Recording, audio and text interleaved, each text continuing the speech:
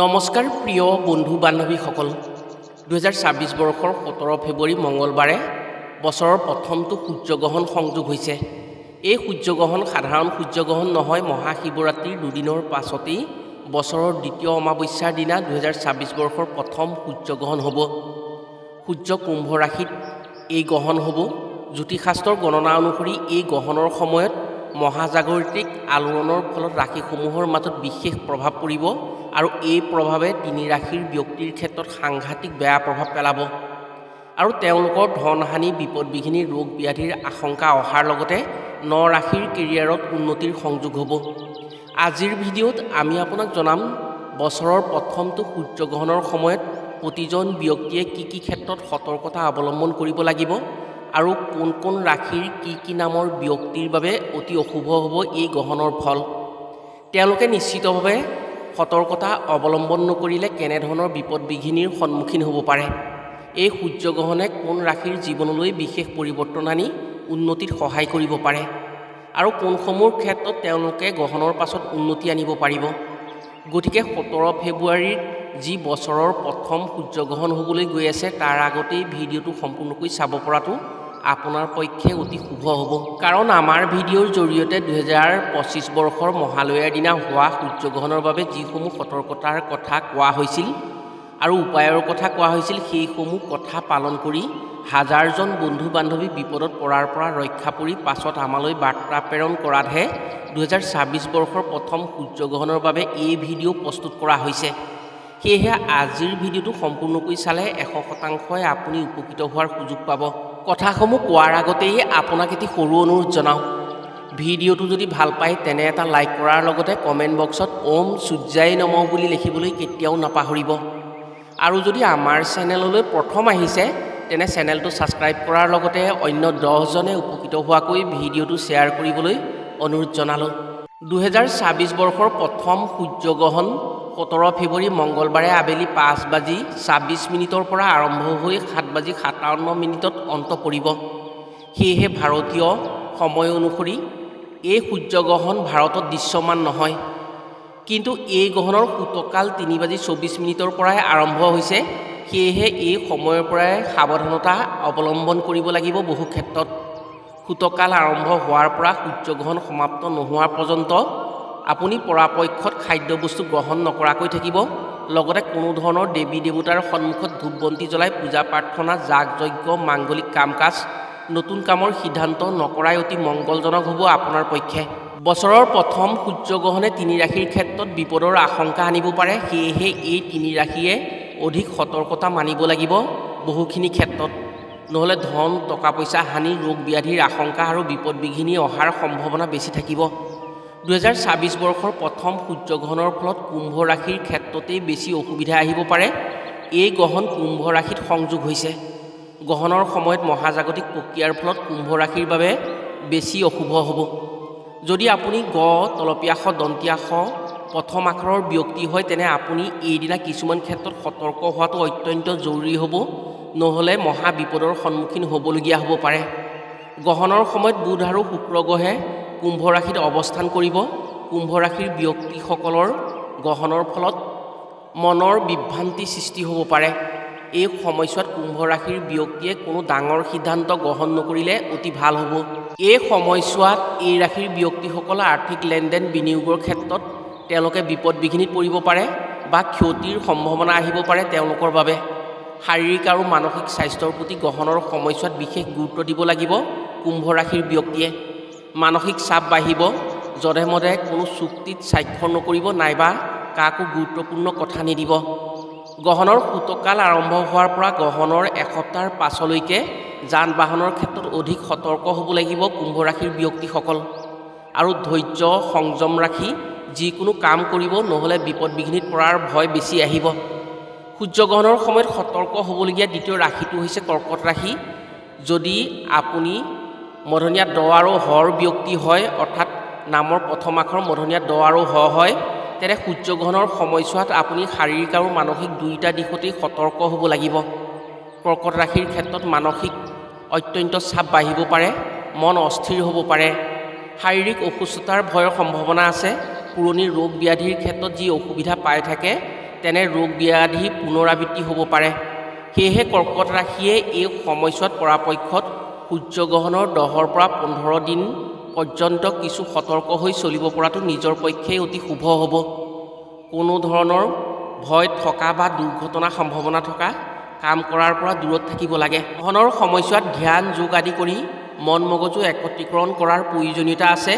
এই সময়ছোৱাত নতুন কাম আৰম্ভ কৰাৰ পৰা এই ৰাশি দূৰত থাকিলে উপকৃত হ'ব পাৰিব। 2026ৰ প্ৰথম সূৰ্যগ্ৰহণৰ সময়ত সতৰ্ক হৈ চলিবলগীয়া তৃতীয় ৰাশিটো হৈছে সিংহ ৰাশি। যদি আপোনাৰ নামৰ প্ৰথম আখৰ ম আৰু মূৰ্ধন্য তৰে আৰম্ভণি হৈছে তেনে বছৰৰ প্ৰথম সূৰ্যগ্ৰহণৰ সময়ছোৱাত অতি সাৱধান হ'ব লাগিব আপুনি, নহ'লে গ্ৰহৰ অশুভ প্ৰভাৱে আপোনাক মহা বিপদত পেলাব পাৰে। অকণমান ভুলৰ বাবেই আপোনাৰ কেৰিয়াৰত মহা সমস্যা আহি দুখ কষ্ট পাবলগীয়া হ'ব পাৰে।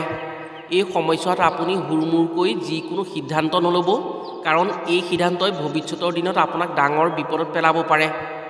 যিকোনো গুৰুত্বপূৰ্ণ সিদ্ধান্ত কৰাৰ সময়ত সুস্থ মগজেৰে বাৰে বাৰে আপুনি ভাবি চিন্তিহে এই দিনটোত আপুনি সিদ্ধান্ত গ্ৰহণ কৰিব। এই সময়ছোৱাত কৰা এটা ভুল সিদ্ধান্তই আপোনাক উন্নতি তললৈ নমাই আনিব পাৰে, কাৰণ এই সময়ছোৱাত আপোনাৰ ৰাশিত বা আপোনাৰ কুণ্ডলীত বেয়া সময়ৰ প্ৰভাৱ বেছি থাকিব, যাৰ ফলত আপুনি মানসিকভাৱে আপুনি সুস্থ সিদ্ধান্ত গ্ৰহণ কৰাত অসুবিধাৰ সন্মুখীন হ'ব। প্ৰিয় বন্ধু বান্ধৱীসকল, যদি এই তিনি ৰাশিৰ কোনো ব্যক্তিয়ে এই ভিডিঅ'টো বৰ্তমান চাই আছে তেনে অৱজ্ঞা নকৰি কথাসমূহৰ ওপৰত গুৰুত্ব দিব, কাৰণ এই সময়ছোৱাত লোৱা এটা সিদ্ধান্তই আপোনাক সকলো কষ্টৰ ফল শেষ কৰি দিব পাৰে। এতিয়া জানো আহক বাকী 9 ৰাশিয়ে কেনেধৰণেৰে গ্ৰহণৰ শুভ প্ৰভাৱৰ ফলত উন্নতিৰ পথ সুচল কৰিব পাৰিব আৰু কি কি ক্ষেত্ৰত অধিক সফলতা আনিব পাৰিব। মেষ ৰাশি। মেষ ৰাশিৰ জাতক জাতিকাৰ বাবে এই সময়ছোৱা অতি ফলদায়ক সময় হ'ব। আৰ্থিক লাভৱান হ'ব পাৰিব। দীঘলীয়া সময় ধৰি তেওঁলোকৰ বন্ধ হৈ থকা কোনো ধন বা ব্যৱসায় খোল খাই পৰিব। আৰ্থিক উন্নতিৰ সহায় হ'ব পাৰে। চাকৰি বা ব্যৱসায়ত নতুন সংযোগ লাভৰ পূৰ্ণ সম্ভাৱনা আহিব। কোনো ধৰণৰ আত্মীয়ৰ সহায়ত বা ৰাজ সাহায্যৰ জৰিয়তে আপুনি ধন লাভ কৰিব পাৰে, যাৰ সৎ প্ৰয়োগ কৰি আপোনাৰ কেৰিয়াৰৰ উন্নতি আনিব পাৰিব। 2026 বৰ্ষৰ প্ৰথম সূৰ্যগ্ৰহণত যি মহাজাগতিক প্ৰক্ৰিয়াৰ সৃষ্টি হ'ব, সেই প্ৰক্ৰিয়াৰ ফলত গ্ৰহ নক্ষত্ৰৰ শুভ প্ৰভাৱত বৃষ ৰাশিৰ ক্ষেত্ৰত আত্মবিশ্বাস বাঢ়িব। কৰ্মক্ষেত্ৰত দক্ষতা দেখুৱাই কেৰিয়াৰত উন্নতি আনিব পাৰিব বৃষ ৰাশিৰ ব্যক্তিয়ে। সন্মানিত হ'ব পাৰে। সমাজত তেওঁলোকে মান যশস্যা গৌৰৱ অনাৰ সুযোগ আহিব পাৰে। যদি কোনো ডাঙৰ কামৰ কথা ভাবিব পাৰে তেওঁলোকে, তেনে সেই কামৰ সফলতা অনাত সহায় হ'ব পাৰে আৰু তেওঁলোকৰ গ্ৰহৰ শুভ প্ৰভাৱত উন্নতি হ'ব।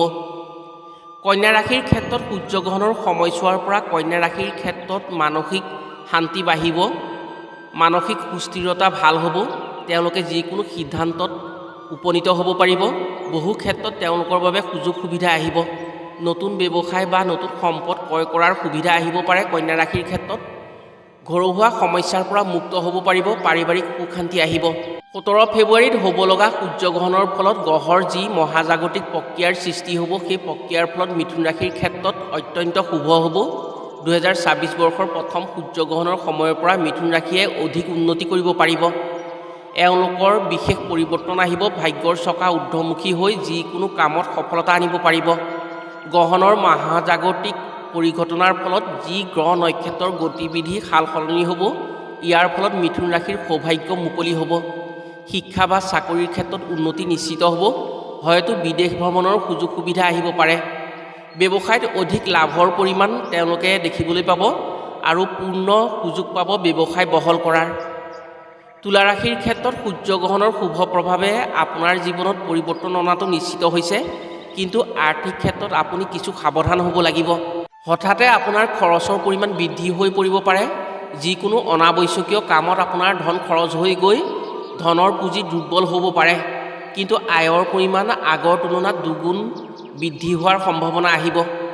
এই সময়ছোৱাত ধাৰ দিয়াৰ চেষ্টা কেতিয়াও নকৰিব বা সৰহীয়া আগধন কোনো কামত আপুনি আগধন হিচাপে ব্যৱহাৰ নকৰিব। চাকৰি কৰা ব্যক্তিৰ ক্ষেত্ৰত কামৰ বোজা কিছু বাঢ়িব পাৰে, কিন্তু সহকৰ্মীৰ জৰিয়তে কামত সহায় পাব। এই কামত সুনাম লাভ কৰি পদোন্নতি আহিব পাৰে আপোনাৰ। এই সূৰ্যগ্ৰহণে বৃশ্চিক ৰাশিৰ ক্ষেত্ৰত অত্যন্ত শুভ দিন আনিব। বৃশ্চিক ৰাশিৰ বাবে বছৰৰ প্ৰথম সূৰ্যগ্ৰহণৰ প্ৰভাৱে নতুন বতৰা আনিব পাৰে। নৱগ্ৰহৰ শুভ প্ৰভাৱে কামৰ একাগ্ৰতা বৃদ্ধি কৰিব। বিশেষকৈ শনি শুভ দৃষ্টিৰে কৰ্মৰ প্ৰতি থকা যি দুৰ্বলতা সেই দুৰ্বলতা হ্ৰাস কৰিব, উন্নতিত সুচল হ'ব। ব্যৱসায়ত লাভ বেছি হোৱাৰ লগতে নতুন ব্যৱসায়ৰ সংযোগ হ'ব পাৰে। এই দিনটোৰ পৰা শত্ৰুৰ প্ৰভাৱ একেবাৰে নাইকিয়া হৈ মনত সুখ শান্তি লাভ কৰিব পাৰিব। কৰ্মক্ষেত্ৰত আপোনাৰ কৰ্মৰ উন্নতিত আপুনি আনন্দ পাব আৰু আপুনি উচিত মূল্য পাব আপোনাৰ কৰ্মৰ। ধাৰ ঋণৰ পৰা মুক্ত হোৱাৰ সুযোগ আহিব। নতুন কামৰ দায়িত্ব পাব পাৰে। যিকোনো আৰ্থিক সুবিধা লাভ কৰি আপুনি ধন সম্পদ আহৰণ কৰাৰ সুযোগ পাব পাৰে। জ্যোতিষশাস্ত্ৰৰ গণনা অনুসৰি 2026 বৰ্ষৰ প্ৰথম সূৰ্যগ্ৰহণে ধনু ৰাশিৰ ক্ষেত্ৰত অত্যাধিক সুফল অনাৰ সম্ভাৱনা আছে। এই সময়ছোৱা আপোনাৰ কেৰিয়াৰৰ বাবে অতি গুৰুত্বপূৰ্ণ সময় হ'ব। এটা শুদ্ধ সিদ্ধান্তই আপোনাক বহু ওপৰলৈ লৈ যাব পাৰে, যাৰ ফলত আপুনি গোটেই জীৱনত সুখী হৈ থাকিব পাৰিব। কেৰিয়াৰ আৰু স্থিতিৰ নৱম ভাগত সূৰ্যগ্ৰহণ হোৱাৰ বাবে ধনুৰাশিৰ ব্যক্তিয়ে সাংঘাতিক ফল দেখুৱাব পাৰিব। গ্ৰহণৰ শুভ প্ৰভাৱে শিক্ষা, চাকৰি, ব্যৱসায়, প্ৰেম, পাৰিবাৰিক সকলো দিশত উন্নতি দিব। আত্মবিশ্বাস বৃদ্ধি হৈ নিজৰ পৰিচয় কৰ্মৰ জৰিয়তে দিব পাৰিব। 2026 বৰ্ষৰ প্ৰথম সূৰ্যগ্ৰহণৰ পৰা মকৰ ৰাশিৰ ক্ষেত্ৰত কিছু ক্ষেত্ৰত অত্যন্ত শুভ দেখা গৈছে। সূৰ্যগ্ৰহণৰ সময়ছোৱাত গ্ৰহ নক্ষত্ৰৰ যি পৰিৱৰ্তন হ'ব, সেই পৰিৱৰ্তনৰ ফলত মকৰ ৰাশিৰ ক্ষেত্ৰত সুযোগ সুবিধা আহিব। নিজৰ কৰ্মস্পৃহা বৃদ্ধি হৈ কম সময়তে অধিক ধন লাভৰ সুযোগ আহিব পাৰে। বন্ধুৰ দ্বাৰা কোনো কৰ্মসংস্থাপনৰ সুযোগ আহিব পাৰে বা চাকৰিৰ সংযোগী পথ মুকলি হ'ব পাৰে। ব্যৱসায় ভিত্তিত যি কৰ্ম কৰি আছে তাৰ চাহিদা বাঢ়িব, ফলত আপুনি ধন টকা পইচাত অভাৱী হোৱাৰ পৰা ৰক্ষা পৰিব পাৰিব।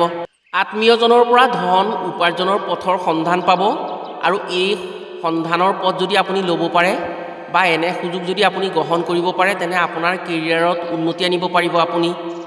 মীন ৰাশিৰ ক্ষেত্ৰত 2026 বৰ্ষৰ প্ৰথম সূৰ্যগ্ৰহণে দৰিদ্ৰতা দূৰ কৰাৰ সৌভাগ্য আনিব। ভাগ্য শক্তিশালী হ'ব। তেওঁলোকে পূৰ্ণ সুযোগ সুবিধা পাব। এই সূৰ্যগ্ৰহণৰ ফলত যি মহাজাগতিক পৰিঘটনা হ'ব, তাৰ ফলত গ্ৰহ নক্ষত্ৰৰ শুভ প্ৰভাৱ পৰি এওঁলোকে নিজৰ অভাৱ অনাটনসমূহ পূৰ কৰাৰ সুবিধা পাব আৰু এওঁলোকৰ ভাগ্যত সৌভাগ্য আহিব। বৃহস্পতিৰ কৃপাত ভাগ্যত বাধা দূৰ হৈ চাকৰি সংযোগৰ পূৰ্ণ সুযোগ পাব পাৰে। 2026 বৰ্ষৰ প্ৰথম সূৰ্যগ্ৰহণে মীন ৰাশিৰ জীৱনৰ গতিপথ সলনি কৰিব পাৰে। নভবা নিচিন্তা কামৰ সফলতা লাভ কৰি গুণ যশস্যা খ্যাতি লাভ কৰিব পাৰিব।